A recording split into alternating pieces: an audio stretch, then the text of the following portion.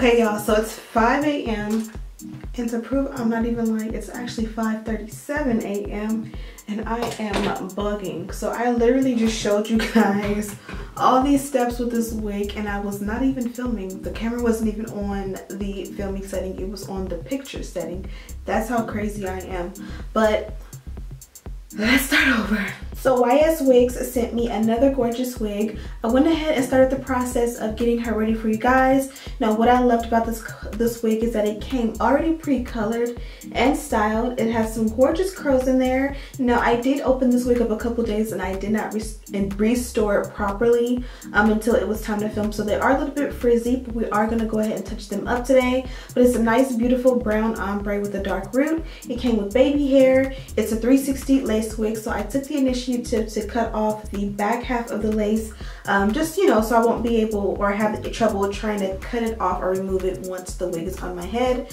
They give you your comb in the back, which I don't like to use these combs because I do feel like as I'm getting older I need to protect my edges just as much in the back as I do in the front. But sometimes when I really don't have time to like bond it in the front, or my elastic band is not in place or something like that, this kind of comes in handy as like a backup life support. I also went ahead and adjusted the straps back here. Up front it does have two combs. I believe it had three.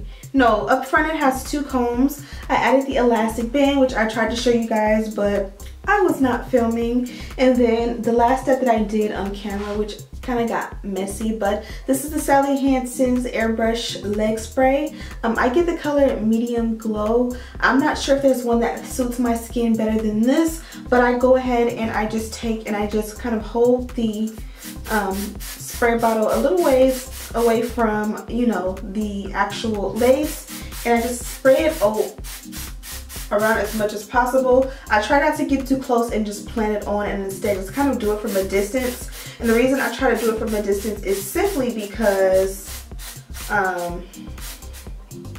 this stuff is very thick and it's very heavy, and as you guys can see it kind of builds up around there.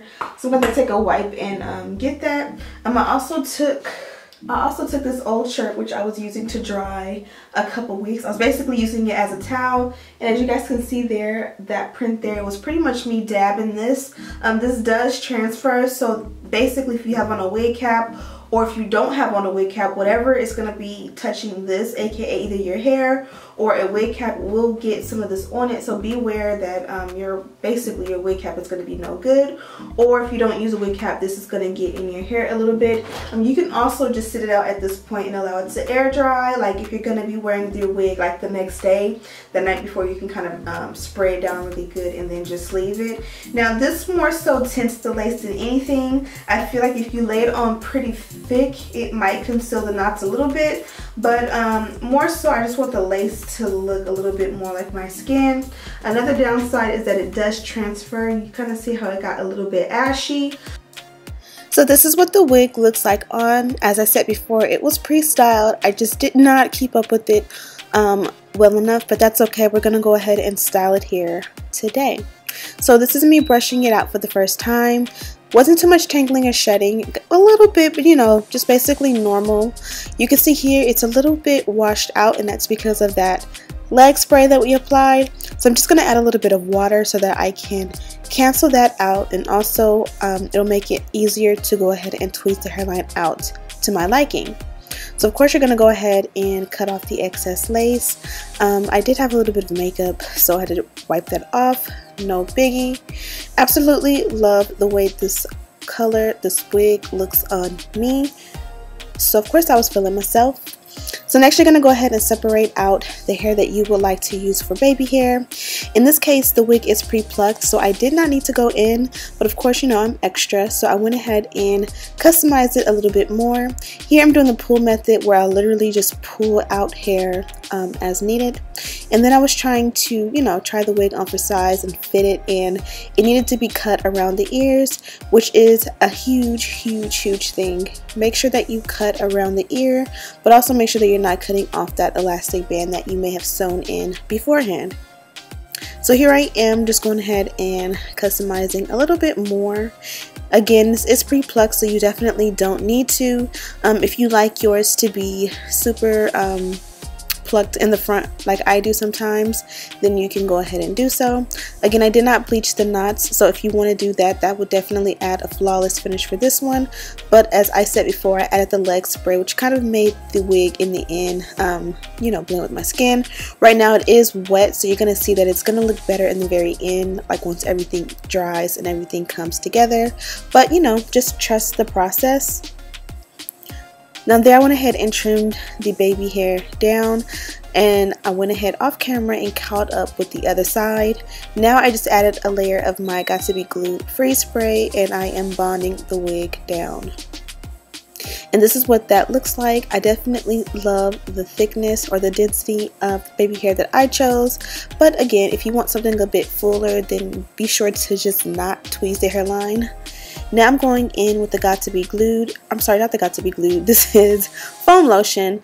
Now you will see, like in this part, the color difference. Again, once everything dries, you're going to see it's going to come together beautifully.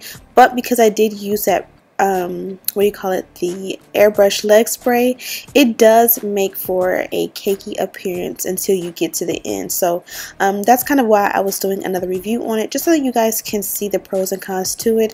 I definitely do love it, but it is a little bit messy, you know, especially during the process styling, or the styling process rather. Now I did a nice even center part. I used a little bit of foam lotion and a little bit of a wax stick combination to kind of lay that top down, and then I'm going to seal that in with a little bit of heat from my curling iron. I am using a curling iron today because I am going to be touching up those curls.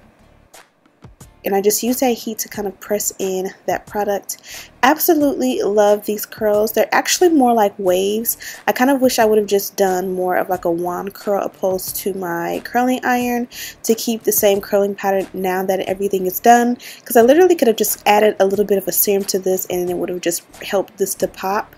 But, you know, I chose to go ahead and quote-unquote touch up the curls. But I pretty much changed the style of the curls. I don't think I showed it in the actual talk through at the end of this video, but if you see like in my slow-mos, that's when I kind of pulled the curls apart and you guys can see what those look like.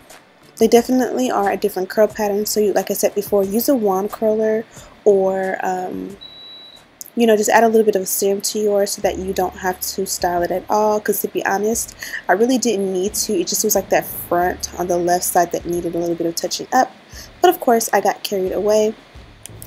If you are looking for an awesome curling iron, this is my absolute favorite. I feel like this one to me is better than all the others that I have. I have the ones from Hot Tools and a couple of other brands. I've seen people use the ion one, so I'm definitely interested in getting one of those just to see if I like the way that one is more. And that is what the curls on the left side looks like, and then I cut it up with the right side, and this is pretty much the look. Okay, so I'm finally finished with this one. I didn't show you my packaging, but this is the box that the wig came in. As you guys can see, it came out super beautiful. I went ahead and touched up the curls. I used my Babyless curling iron. I believe this is a 1-inch. It could be a 1.5. I always forget what does it even say it on here? I always forget what size this is, but I'll look it up and then I'll let you guys know. But this one makes the perfect curls where they're not too big and not too small.